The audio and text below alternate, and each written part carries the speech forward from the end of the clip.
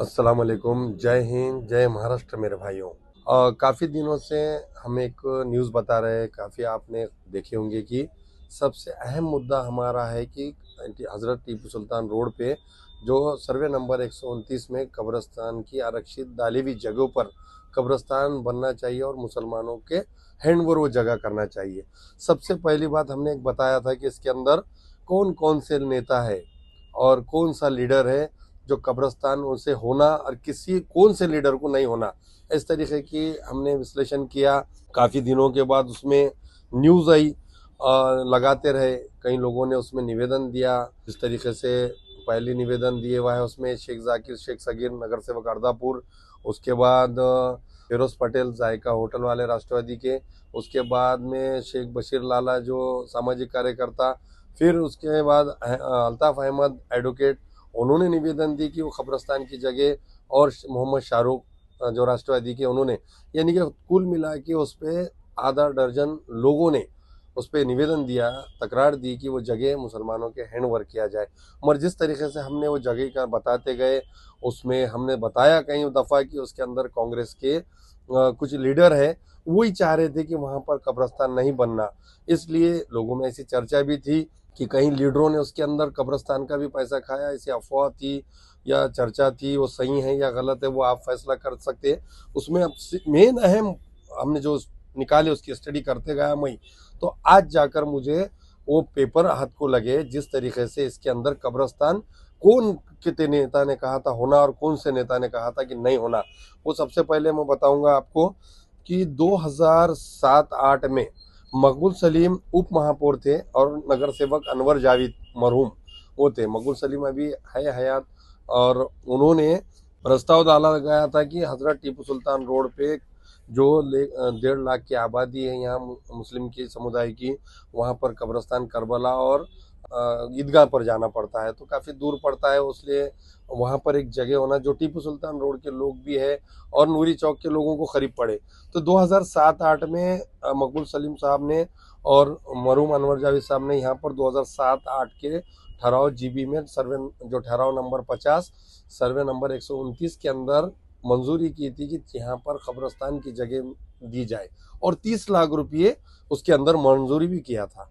फिर कुछ दिनों के बाद वहाँ पर वो आरक्षण डाले गया। उसके बाद भी मैं बताऊंगा कि वो जगह किसकी है। वो आज वो जगह किसी शर्मा के नाम पे है, वह उसके अंडर में है, मगर वो मालकी का नहीं है। इस तरीके की हाई कोर्ट में केस भी चल रही। अभी जाकिर भाई ने केस किए हैं जो नगर सेवक अर्दापुर के हाई कोर्ट के अंदर, अभी भी रिट पिटिशन लगाई हुई है जाकिर भाई ने, जो सर्वे नंबर 129 है, सर्वे नंबर 128 और सर्वे नंबर 125। जो सर्वे नंबर 125 है वो संरक्षित कूड़ है, सर्वे नंबर 127 है वो मदद महास है, और सर्वे नंबर 129 वो खिदमत महास है, यानी कि वो जगह इनामी ज़मीन है। सर्वे नंबर 129 वो मालकी की नहीं है, मगर कुछ लोग उसके अंदर इलीगल तरीके से प्लॉटिंग करके घर बन के कब्रिस्तान की जगहों पर रह रहे हैं, और अभी भी जगह वो ओपन है। तो जिस तरीके से हमने बताया कि मकबूल सलीम साहब ने और अनवर जावेद साहब ने ये डाले थे आरक्षण, और काफ़ी अच्छा काम किए उन्होंने कि मुसलमानों के आने वाले जो नस्लें हैं उन तक वो चीज़ है जो घर बन देते लाखों करोड़ों रुपए का, मगर कब्रिस्तान का जो सोचे थे उन्होंने बड़ा अच्छा काम किए।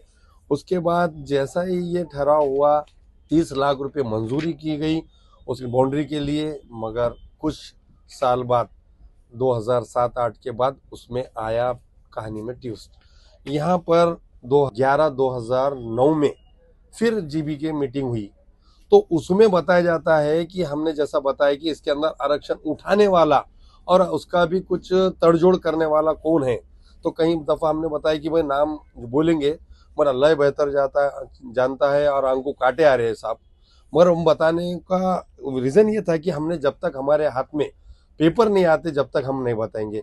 इसके अंदर पहला नाम आ रहा है शमीम अब्दुल्ला, जो 2009 में सूचक 2009 में जो सूचक दिलीप कनकुर्ते और अनुमोदक शमीम अब्दुल्ला है। इन्होंने 2009 में वो आरक्षण का किस तरीके से खेल किया, कब्रिस्तान की जगहों का जो इनामी ज़मीन है, मैं बार बार बोल रहा हूँ कि वो ज़मीन अभी भी खिदमत महाज है, यानी कि इनामी जमीन वो टीपू सुल्तान रोड पर उनकी मदद है, माशाल्लाह के घर की जगह है, कोई किसी को रुपया देने की गरज नहीं है ना कुछ नहीं है, वो डायरेक्ट जो है गवर्नमेंट की जगह है, वक्फ बोर्ड की जगह है, वो डायरेक्ट अलाउड हो सकती, कलेक्टर चाहे तो, कोई टेंशन की बात नहीं। मगर कौम के लीडर खामोश है, कोई इस पर जवाब नहीं दिया। कहीं दफा हमने पूछने की कोशिश की मगर सामाजिक कार्यकर्ता, एडवोकेट, ऐसे लोग आए जो कौम के हमदर्द है, जिन्हें आखरत का ख्याल है और जिनको मरना है, वो लोग इसके अंदर आकर निवेदन दिए, उनको मरना है। और जो लोग को नहीं मरना है वो तो नहीं बोल सकते, मगर जिस तरीके से अब बताता हूं मैं कि मकसूद अहमद खान का पहला, मकसूद अहमद खान कह रहे हैं कि कब्रस्तान की मुस्लिम जो कब्रस्तान का आरक्षण डाले हुआ है वो आरक्षण की जगह उस ठीक नहीं है। 2009 में बता रहे मकसूद अहमद खान कि वो कृषि विद्यापीठ की जो जगह है, जो कापूस संशोधन केंद्र जो बोला जाता है, उसके अंदर 4 एकड़ जगह दीजिए बोल रहे। कब? 2009 में, जो कि 2007-8 में मकबूल सलीम ने वो वक्फ बोर्ड की जगहों पे इनामी जमीन पे आरक्षण डाल दिए और वो जगह को खरीदने की जरूरत नहीं है और 30 लाख रुपए बाउंड्री के देकर कोई भी मुस्लिम का और चंदा करके कर सकता था। मगर 2009 में जब मकबूल सलीम के बाद में ये कार्यकाल खत्म हुआ, जब शमीम अब्दुल्ला और मकसूद अहमद खान का जब कार्यकाल शुरू होता है, तो मकसूद अहमद खान कहते हैं कि जो कृषि विद्यापीठ कापूस संशोधन केंद्र के अंदर 4 एकड़ जगह कब्रस्तान को दी जाए। क्यों भाई? 2007-8 में यहाँ पर कब्रस्तान का आरक्षण डाले हुआ है, उसके लिए नहीं बोलते हुए तुम दूसरी जगह डालो बोल रहे आरक्षण, वो जगह नहीं बोल रहे। फिर उसके बाद फौरी जो है मकसूद अहमद खान के बाद में जो शमीम अब्दुल्ला, उनके तायद में क्या बोलते हैं कि मकसूद अहमद खान ने जो मांग करे माजी सभापति ने कि कापूस संशोधन केंद्र में 4 एकड़ जगह दी जाए, उसको मेरा सम्मत है। सहमत के साथ मैं कह रहा हूं कि वो जगह दी जाए जो मकसूद अहमद खान बोल रहे, जो जो जो हो नहीं सकती, जो शासन की जगह, महाराष्ट्र हुकूमत मराठवाड़ा विद्यापीठ कापूस संशोधन केंद्र की जगह है, वो नई नाम उनकी जगह पर आरक्षण डालो बोल रहे। मगर जो कब्रस्तान जहाँ प्लॉटिंग निकाल रहे, जहाँ पे कब्जे कर रहे, जहाँ गुटखा बिक रहा, वो कब्रस्तान की जगह को कोई विषय नहीं बोल रहा। फिर उसके बाद शमीम अब्दुल्ला सूचक अनुमोदक है, अनुमोदक के बाद उन्होंने कहते हैं कि मकसूद अहमद खान करे वो सही है। फिर उसके बाद उसमें दूसरे लोगों का भी रोल आता है। उसमें अब्दुल सत्तार साहब कह रहे हैं कि भाई जो जमीन डाली हुई है और जो भी जमीन जो बोलेंगे हम वो ठहराव देंगे और हम उसके लिए राजी है, जमीन आप जो बोलो। तो वो अब्दुल मुखीद का भी बोलना है कि इस एरिया में गार्डन, खेलने का ग्राउंड, स्कूल, कॉलेज और कब्रस्तान होना जरूरी है, क्योंकि तो 1.5 लाख की आबादी है। ये अब्दुल मुखीद का भी कहना है, नगर सेवक जो थे माजी, तो उन्होंने भी इसमें सहमत है कि कब्रस्तान होना। उसके बाद में फिर शमीम अब्दुल्ला बोलते हैं कि भाई वहाँ पर जगह नहीं है, यहाँ पर है, ये जगह दी जाए। और ख़ास बात तो शमीम अब्दुल्ला का एक बताऊंगा आपको जूम करके कि उनका ऐसा बोलना है कि जो संबंधित ज़मीन मालक, जो कि ज़मीन मालक नहीं है, उसका मालक नहीं है, वो अल्लाह के घर की जगह है, इनामी, बार बार कह रहा हूँ मैं, सर्वे नंबर 129, सर्वे नंबर 127 इनामी है और सर्वे नंबर 125 संरक्षित कूड़ की जगह है। जो इनामी ज़मीन है, तो शमीम अब्दुल्ला का कहना है कि संबंधित जमीन मालक आरक्षण निकालने के लिए हमको अर्ज किया, जो कि जमीन मालक मूड है ही नहीं। कोर्ट में अभी केस चढ़ा, उसके बाद भी हम बताएंगे क्या होता है, मगर इसके लिए इंशाल्लाह आगे तक जाएंगे। जिस तरीके से बशीर लाला, जाकिर भाई लगे हुए हैं, अल्ताफ अहमद एडवोकेट, फिरोज पटेल है और मोहम्मद शाहरुख है, ऐसे कई दीगर लोग हैं जो वो काम कर रहे हैं हक का। तो शमीम अब्दुल्ला कहते हैं कि जमीन मालक ने हमको अर्ज किया कि ये आरक्षण हटाओ, ये काम ले रहे हैं। फिर उसके बाद एक ट्विस्ट कहानी में जैसा ये हो गए कि यहाँ तक के गफार खान खुद कह रहे, मील गेट के माजी नगर सेवक, कि उस एरिया में कब्रस्तान, स्कूल, ग्राउंड और गार्डन, खेलने का ये चीज़ होना ज़रूरी है, क्योंकि तो आबादी बढ़ी है। मगर किस तरीके से हमारे लोग विरोध कर रहे हैं। फिर उसके बाद जैसा आता है दीपक सिंह रावत, दीपक सिंह रावत जो आज उप महापौर है, इनका भी जवाब सुन लो। दीपक सिंह रावत कह रहे हैं कि सर्वे नंबर 129 जो हिंदू लोक संख्या के एरिया में रहती, वहां पर अगर से कब्रस्तान बनाएंगे तो वहां पर तेड़ निर्माण होगा और वहां पर झगड़ा होगा आगे भविष्य में। ये कह रहे हैं उन्होंने 2009 में दीपक सिंह रावत, जो कि वहां पर एक भी घर हिंदू का नहीं है, कोई हिंदू भाई वहां रहता नहीं, जगह इनामी, जगह अल्लाह के घर की, और वहां पर गोदावरी कॉलोनी है और पूरी जगह ओपन है, वहां पर कहाँ से दंगा होगा। और उसके बीच में जो जगह की है तो वहाँ पर पटरी है, रेलवे पटरी है। पटरी के बाद में कहीं दूर जाकर नंदीग्राम सोसाइटी है, वहाँ पर तेड़ निर्माण होने का तो सवाल ही पैदा नहीं होता। इस तरीके की ये 2009 में धांधली हुई हुई है भाई। और जिस तरीके से आज कौम के लीडर इसमें खामोश बैठे हुए हैं, अल्लाह ही जानता है बेहतर कि उसमें क्या कोई तड़जोड़ करा, क्या धांधली हुई।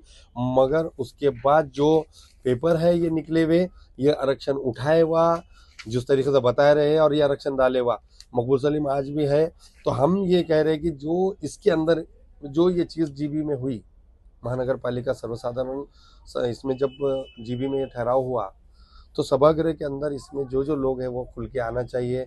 इन्होंने इसका हकीकत क्या है ये बताना चाहिए। आज कोई भी खबरस्तान के बारे में नहीं कह रहा, कि तो उनको मालूम है कि इसके अंदर कुछ तो भी धांधली हुई, कहाँ हम पे आ जाएगा। काफ़ी चर्चा है, इलेक्शनों में अल्लाह ने जगह बता दी, लोगों ने अपनी जगह उनको बता दिया। उसके बाद भी आज वही कांग्रेस के जो लोग, जो मैं बताया आपको, विरोध कर रहे हैं, वही लोग आज कांग्रेस के एमआईएम में गए। यानी कि एमआईएम में ये एकदम वॉशिंग मशीन के वैसा रिफ्रेश हो गए क्या, ऐसा भी बोले जा रहा है। कांग्रेस में रहते हुए मुसलमानों के वोट लिए, मुसलमानों को गुमराह करे और मुसलमानों के विरोध काम करे। इसके बाद आज मुसलमानों की पार्टी, हक की आवाज उठाने वाली पार्टी, जो कि तेरा मेरा रिश्ता क्या है वो बोलने वाली पार्टी, आज उसमें गए। उसमें जाने के बाद भी ये उनका जो पुराना है, तो ये सामने ज़रूर आएगा। इसके भूतकाल है ये कभी भी वर्तमान में, आगे भविष्य में भी ये आ सकता है, क्यों तो ये भूतकाल कभी पीछा नहीं छोड़ता। इस तरीके की हालत है दोस्तों।